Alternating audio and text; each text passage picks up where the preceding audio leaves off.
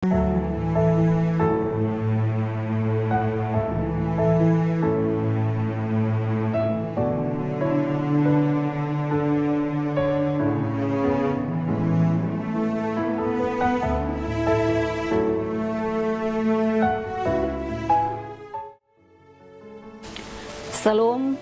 saudara-saudaraku yang dikasihi Tuhan Yesus Kristus.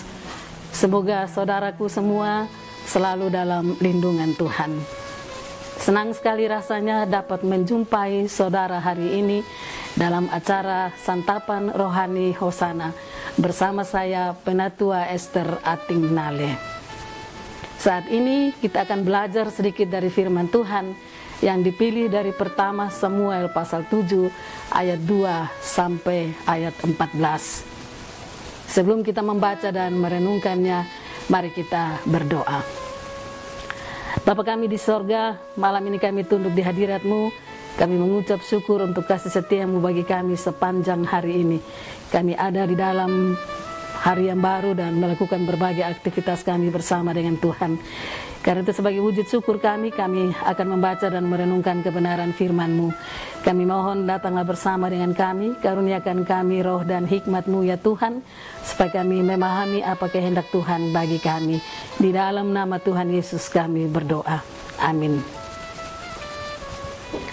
Saudaraku yang terkasih dalam Tuhan, beginilah bunyi firman Allah yang datang pada kita saat ini.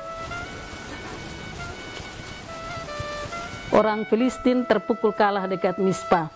Sejak saat tabut itu tinggal di Kiryat Yarim, berlalulah waktu yang cukup lama, yakni 20 tahun, dan seluruh kaum Israel mengeluh kepada Tuhan.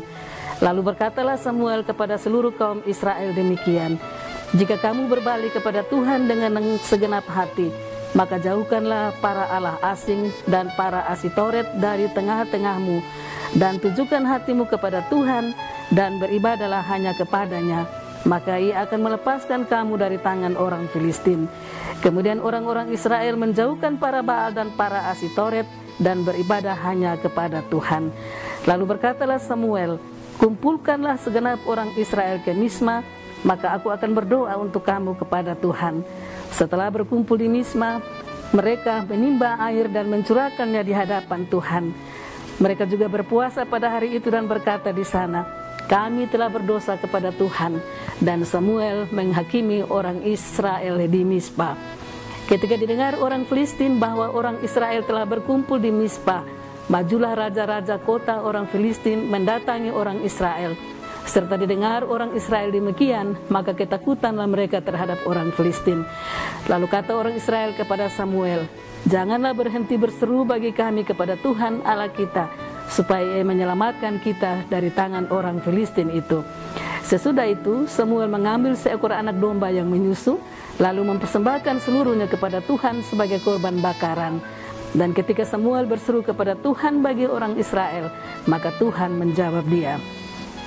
Sedang Samuel mempersembahkan korban bakaran itu, majulah orang Filistin berperang melawan orang Israel. Tetapi pada hari itu Tuhan mengguntur dengan bunyi yang hebat ke atas orang Filistin dan mengacaukan mereka sehingga mereka terpukul kalah oleh orang Israel. Keluarlah orang-orang Israel dari Mispa mengejar orang Filistin itu dan memukul mereka kalah sampai hilir Betkar. Kemudian Samuel mengambil sebuah batu dan mendirikannya antara Mispa dan Yesana. Ia menamainya Eben Haiser, katanya, "Sampai di sini Tuhan menolong kita." Demikian orang Filistin itu ditundukkan dan tidak lagi memasuki daerah Israel. Tangan Tuhan melawan orang Filistin seumur hidup Samuel, dan kota-kota yang diambil orang Filistin daripada Israel kembali pula kepada Israel, mulai dari Ekron sampai Gad. Dan orang Israel merebut daerah sekitarnya dari tangan orang Filistin. Antara orang Israel dan orang Amori ada damai. Demikianlah bunyi firman Tuhan. Kekasih semua yang diberkati Tuhan, bacaan firman Tuhan malam hari ini menceritakan tentang Samuel memimpin bangsa Israel berperang melawan orang Filistin. Ayat 12 mencatat, "Kemudian Samuel mengambil sebuah batu dan mendirikannya antara Mispa dan Yesana. Ia menamainya Eben Haiser, katanya, sampai di sini Tuhan menolong kita." Kekasih semua, batu ini didirikan oleh Samuel bukan untuk disembah oleh bangsa Israel, tetapi sebagai batu peringatan kemenangan bangsa Israel atas bangsa Filistin, dan juga untuk menegaskan pada bangsa Israel bahwa Tuhanlah yang telah menjadi sumber pertolongan dan kemenangan bagi mereka, bukan yang lain. Bangsa Israel harus tahu bahwa mereka bukanlah siapa-siapa. Dari firman Tuhan yang kita baca tadi, kita tahu bahwa bangsa Israel telah lama meninggalkan tabut Tuhan di Kiryat Yearim selama 20 tahun. Padahal tabut itu adalah lambang penyertaan Tuhan. Dan bukan hanya itu, mereka juga hidup menjauh dari Tuhan dan menyembah Baal, menyembah Allah lain. Akibatnya mereka mengalami kekalahan demi kekalahan dalam berperang melawan orang Filistin. Kekasih semua yang diberkati Tuhan, melalui Samuel, bangsa Israel ditegur keras oleh Tuhan supaya mereka bertobat. Kalau kita baca kitab 2 Tawarik pasal 7 ayat 14, dan umatku yang atasnya namaku disebut, merendahkan diri, berdoa dan mencari wajahku, lalu berbalik dari jalan-jalannya yang jahat, maka aku akan mendengar dari sorga dan mengampuni dosa mereka, serta memulihkan negeri mereka. Sampai di sini kita belajar bahwa pertobatan yang sungguh menjadi kunci pemulihan. Dengan caranya yang ajaib, Tuhan menolong bangsa Israel sehingga bangsa Filistin terpukul kalah. Melalui batu peringatan, Samuel berkata, sampai di sini Tuhan menolong kita. Batu peringatan ini akan selalu mengingatkan bahwa bangsa Israel bisa melangkah sejauh itu karena penyertaan Tuhan. Kekasih semua, kalau kita merenungkan perjalanan hidup kita, tentu kita juga telah mengalami banyak kebaikan-kebaikan Tuhan di masa lalu yang bisa kita jadikan sebagai batu peringatan.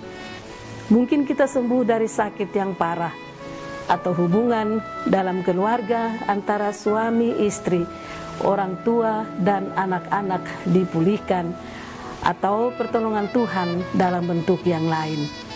Kiranya dapat menjadi sebuah batu peringatan yang membuat iman kita semakin teguh di dalam Dia dan membuat kita semakin mengasihi Tuhan, tetap percaya dan mengandalkan Tuhan dalam segala hal. Kekasih semua yang diberkati Tuhan, jangan biarkan masalah atau pergumulan yang sedang kita hadapi saat ini membuat kita menyerah pada keadaan, lalu putus asa dan kehilangan pengharapan.